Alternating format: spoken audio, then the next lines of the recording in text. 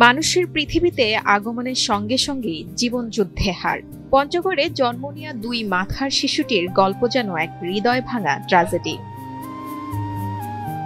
মঙ্গলবার 13ই মে সকাল 11:15টায় সিজারিয়ান অপারেশনের মাধ্যমে পঞ্চগড় আধুনিক সদর হাসপাতালে জন্ম এই ব্যতিক্রমী শিশুটির। দুইটি মাথা, একটি দেহ। অসাধারণ গঠনের এই নবজাতককে দেখে স্তব্ধ হয়ে যায় হাসপাতালের সবার হৃদয়। আমাদের হাসপাতালে সকালে মায়ের সিজারিয়ান সেকশনে বাচ্চা হয়। সেই বাচ্চাটা একটু ব্যতিক্রম বাচ্চা, দুইটা মাথা এবং একটা শরীর। এই বাচ্চাটা মায়ের পেটে ময়লা খাওয়াতে অসুস্থ ছিল এবং ভর্তি ছিল স্ক্যানোতে।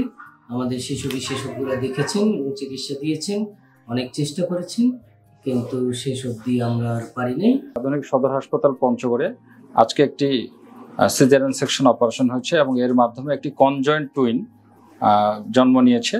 এবং আপনারা জানেন যে এই বাচ্চাটির দুটি মাথা রয়েছে এবং একটি বডি রয়েছে। বাচ্চাটা হওয়ার আগে সিজারিয়ান সেকশনের সিদ্ধান্ত হয় আমাদের। সিজারিয়ান সেকশনের জন্য আমি অ্যানেস্থেশিয়া দিই। অ্যানেস্থেশিয়া দেওয়ার পর আমরা একটা কনজয়েন্ট টুইন দেখতে পাই এবং বাচ্চাটা খুব ক্রিটিক্যাল অবস্থায় আমরা ডেলিভারি করি।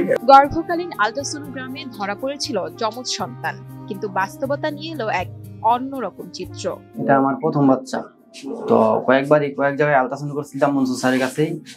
তো হাসপাতালে নিয়ে আসছি শনিবার বিকালবেলা নিয়ে আসছি, আর নিয়ে ভর্তি করাইছি। পুরা মানুষটা মানে সবকিছু ঠিক আছে, খালি বুক থেকে হার্টবিট দুইটা, মাথার দুই মাথায় মানে চোখ যেভাবে থাকে, কান যেভাবে থাকে এইভাবে আছে আর কি। আজকে তাকে সিজার করা হয়েছে আর কি। সিজার করে বাচ্চাটা বের করে দেখা গেল যে বাচ্চাটার বডি একটাই, মাথা দুটো। সংক্ষিপ্ত জীবনের এই গল্প যেন চিকিৎসা বিজ্ঞানের চমক, আর শিশুটির বাবা মার জন্য এক অসহনীয় কষ্ট।